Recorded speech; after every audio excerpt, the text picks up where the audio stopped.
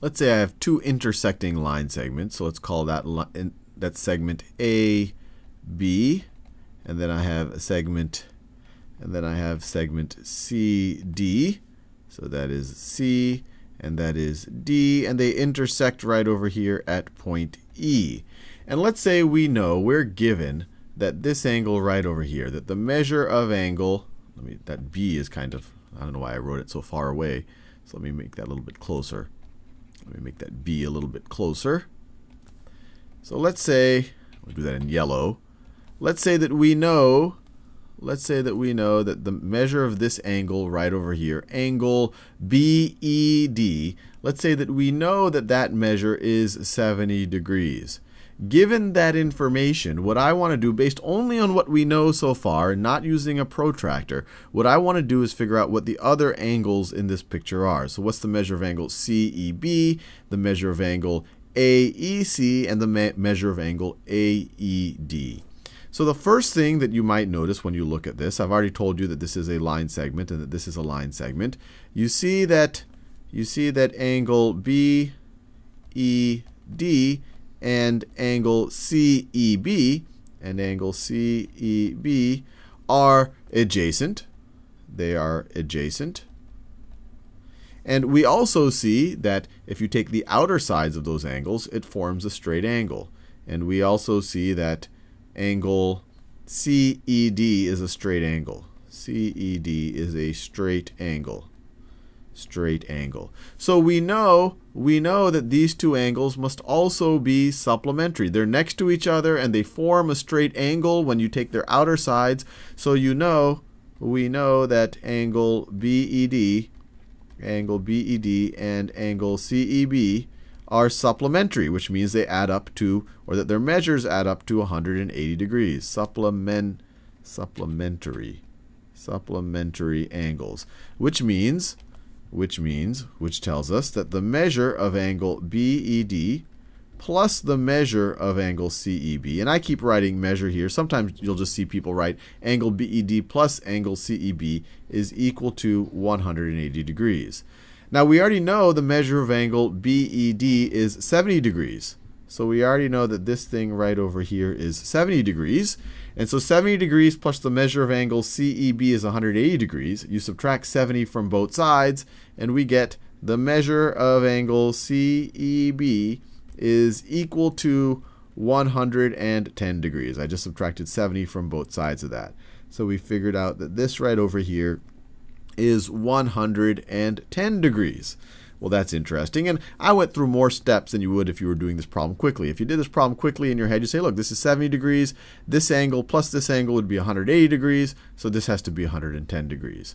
So now let's use the same logic to figure out what angle CEA is. So now we care about the measure of angle CEA. And we can use the exact same logic that we used over here. Angle CEA and angle CEB, they are adjacent. They form a straight angle if you look at their outsides. So they must be supplementary. They form a straight angle right over here. So they're supplementary. So they must add up to 180 degrees. So measure of angle CEA plus the measure of angle CEB, which is 110 degrees, must be equal to 180 degrees. So once again, subtract 110 from both sides. You get the measure of angle CEA is equal to 70 degrees. So this one right over here is also 70 degrees. And what we'll learn in the next video is that this is no coincidence. These two angles, angle CEA and angle BED, sometimes they're called opposite angle. Well, I've often called them opposite angles, but the more correct term for them is vertical angles. And we haven't proved it. We've just seen a special case here where these vertical angles are equal, but it actually turns out that vertical angles are always equal. But we haven't proved it to ourselves for the general case. But let me just write down this word since it's a nice new word. So angle CEA and angle BED angle BED, angle BED, are vertical. And you might say, wait, they look like they're horizontal, they're next to each other. And the vertical really just means that they're across from each other, across an intersection from each other. Angle CEB and angle AED are also vertical. So let me write that down. Angle CEB and angle AED are also vertical. And that might even make a little bit more sense because it literally is one is on top and one is on bottom. They're kind of vertically opposite from each other. But so are these horizontally opposite angles are also called vertical angles. So now we have one angle left to figure out, angle AED. Angle AED, and based on what I already told you, vertical angles tend to be, or they are always equal. This was probably, but we haven't proven that to ourselves yet, so we can't just use that property to say that this is 110 degrees. So what we're going to do is use the exact same logic. CEA and AED are clearly supplementary. Their outsides form a straight angle. They're clearly supplementary, so CEA and AED must add up to 180 degrees. Or we could say the measure of angle AED plus the measure of angle CEA must be equal to 180 degrees. We know the measure of CEA is 70 degrees. We know it is 70 degrees. So you subtract 70 from both sides, you get the measure of angle AED is equal to 110 degrees. So we got the exact result that we expected. So this angle right over here is 110 degrees.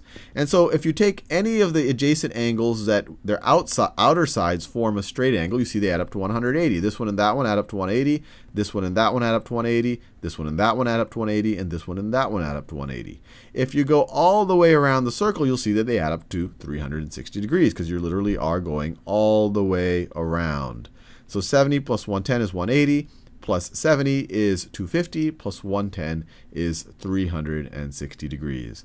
I'll leave you there. This is the first time that we've kind of found some interesting results using the tool kit that we've built up so far. In the next video, we'll actually prove to ourselves using pretty much the exact same logic here, but we'll just do it with generalized numbers. We won't use 70 degrees to prove that the measure of vertical angles are equal.